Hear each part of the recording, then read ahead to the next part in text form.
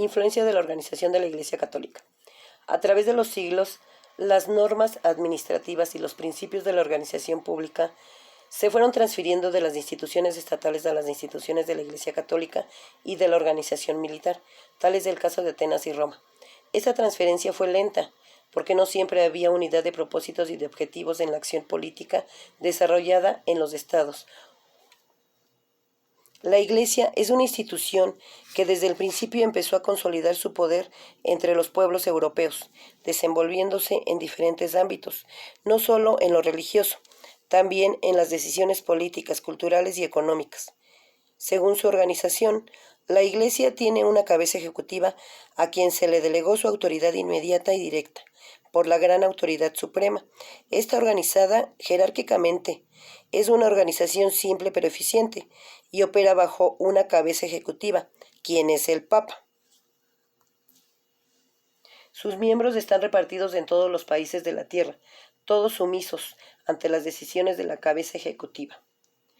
El gobierno de la Iglesia Católica reside en los obispos, a quienes ayudan los sacerdotes. En la estructura jerárquica se encuentran los obispos, cardenales, el Papa. La Iglesia, gracias a su organización, ya no depende financieramente de sus feligreses, ya que cuenta con propiedades, y esto lo logró gracias a que se fundió con el Estado, incluso económicamente. La estructura de la Iglesia Católica nos muestra su organización en el tiempo, su jerarquía de autoridad, su Estado Mayor y su coordinación funcional. Es aquí donde inicia la gran influencia en el mundo y a medida que se va desarrollando su estructura, esta empieza a ser modelo para muchas otras organizaciones a nivel mundial, ya que empezaron a adoptar esta misma estructura, incorporando muchos de los principios y normas administrativas de la Iglesia Católica. Este modelo influyó al día de hoy, donde la Iglesia trabajaba de manera jerárquica y la cabeza mayor es el Papa. En una empresa es el presidente, y sobre el diezmo en ese entonces, que se le pagaba de manera obligatoria a la Iglesia, en la actualidad se pagan impuestos al gobierno. Hoy día hay empresas que adoptan la misma estructura de la Iglesia Católica, como fundaciones, desarrollo de valores, que al ir implementando la jerarquía desde un presidente o gerente general como mando directo de arriba hacia abajo, con la ventaja de mayor comunicación y retroalimentación hacia toda la organización, dejando encargado por área a una persona. La organización militar también influyó en el desarrollo de las teorías de la administración. Hace 2500 años, un general y filósofo chino, muy reconocido en la actualidad, llamado Sun Tzu, escribió un libro sobre el arte de la guerra, en que trata la preparación de los planes de la guerra efectiva, de la espada envainada, de las maniobras, de la variación de tácticas, del ejército en marcha, del terreno, de las fortalezas y debilidades del enemigo, y de la organización del ejército. La organización lineal tiene sus orígenes en la organización militar de los ejércitos de la antigüedad y de la época medieval.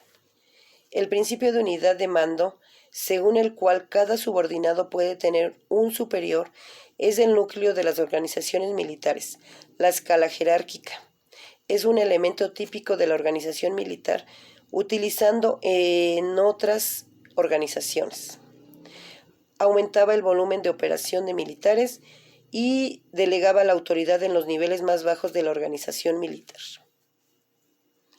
Otra contribución de la organización militar es el principio de dirección, según el cual todo soldado debe conocer perfectamente lo que se espera de él y lo que se debe hacer.